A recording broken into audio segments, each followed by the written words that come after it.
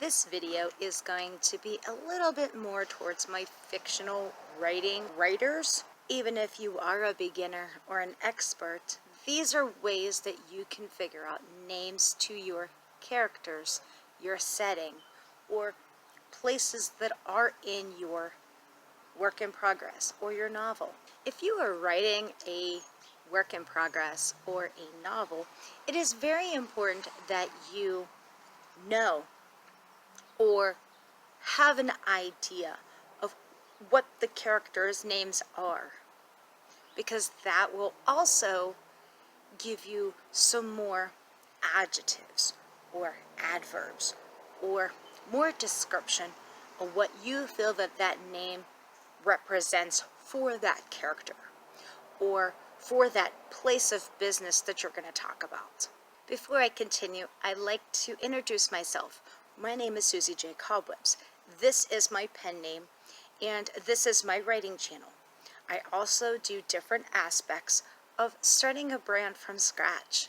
If you haven't already, check out the rest of my videos on this channel. There is an assortment of different things that could potentially make you happy. If you don't know this by now, I actually add 3 videos a week, for sure. Monday, Wednesday, and Saturday, 6 p.m. If you see any extra videos on my channel, this is only because I feel that it was necessary to post something happy. So I wanted to make something extra for you. This is the perfect time where you also can check out some of my writing prompts. Now, my writing prompts are fictional writing prompts, and that is the second Saturday. This is my writing prompts, and these are the second Wednesday of every month. And those are writing prompts that are for 5 minutes, and we can do a single activity together, or I have a whole playlist built up on this channel just for you. And also, I have journal writing prompts. Those are also for 5 minutes, but that is for the last Wednesday of every month at 6 p.m.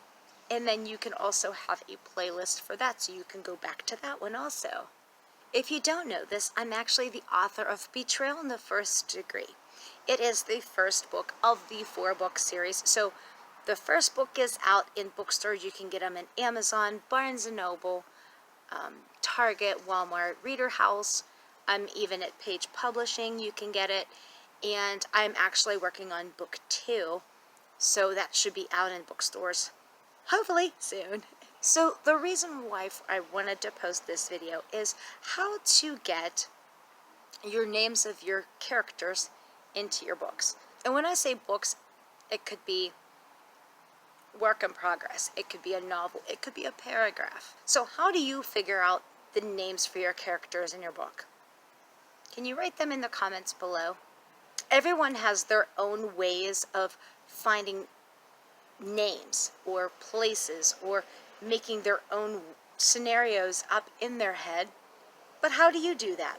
But what it comes down to is everybody gets down to the same result, regardless of how you got there. And this is what I do. Now, first off, let me point out, there is no set manual on how to get names. Or it's not like you're going to pick a book out of the library and say, oh, look, this is a bunch of names that we could use for our book. No, that's not going to happen that way. It's how you feel about that character. What do you think that that character's name could be?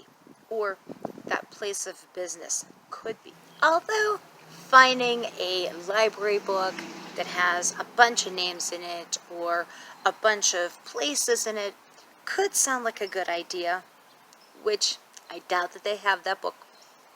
But if you do find it, by all means, pass it along. There is always something around you that could inspire you to find a character's name or find a place of business name, even if you have to add this word and this word together to make it. In a general sense, there's not really anything that really you can go out and find these particular names. But here's what I do. Most of the time I have a notebook handy or my phone handy. And if I am writing, I'm writing a paragraph but I may not know what the characters' names are quite yet, so I'll just maybe put an asterisk or maybe a parenthesis or initials or something along those lines. Get the paragraph that I want down on paper, because we all know as writers you are going to have to edit this over and over and over again.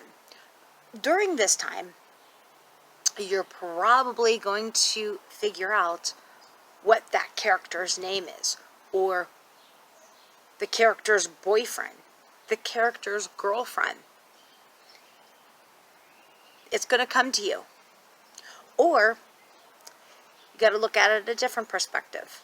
What if you're just sitting there and a name comes to your head and you're thinking, oh my goodness, that's perfect for my character. You're going to write that name down. And then once you get back to your computer or your phone or your notebook or whatever else, you want to make sure that you write that down. You want to make sure that you write down, okay, this was in this particular book. I want to name this particular character this particular name. So once you go back into your computer, you can say, oh, okay, well then I'm going to add this name into this story. So that's another option that you can do. Even if you go out to have some entertainment with your significant other, whether it's going to the movies or going out sightseeing or walking Mount Everest, which I don't know if I'd do that anyway, but if you're walking Mount Everest and you happen to talk to somebody that happens to say their name and you were really happy because you really enjoyed their name, not so much their characteristics, and I don't want you to just kind of say, oh, well, I liked your name, so I'm just going to take it. Make it your own. Even if you have to spell it differently or say it differently, the idea is still there that you get your name, they have their name, and everybody is happy.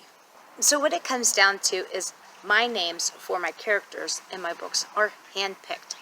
They are picked for the purpose of I needed them to sound as though they were real people. Even if it's a street name, even if it's a building, a setting, a town.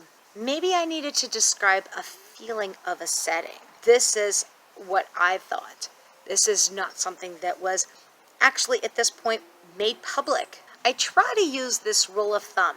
I try not to use names that were already given out, like McDonald's, Slippery Duck, Arby's, Burger King. Yes, you are allowed to use these names. However, there is a very fine line into using these names, and I wouldn't want to see you get into trouble for something that you could have been prevented. So the rule of thumb that I enjoy doing is making my own fictional character names, settings, places. And the one thing about this is you don't want to give them a bad reputation. You don't want to say, oh, McDonald's did this, and Arby's did this, and Burger King did this, because they could come after you for possibly slander or something, and that's not what you were trying to do.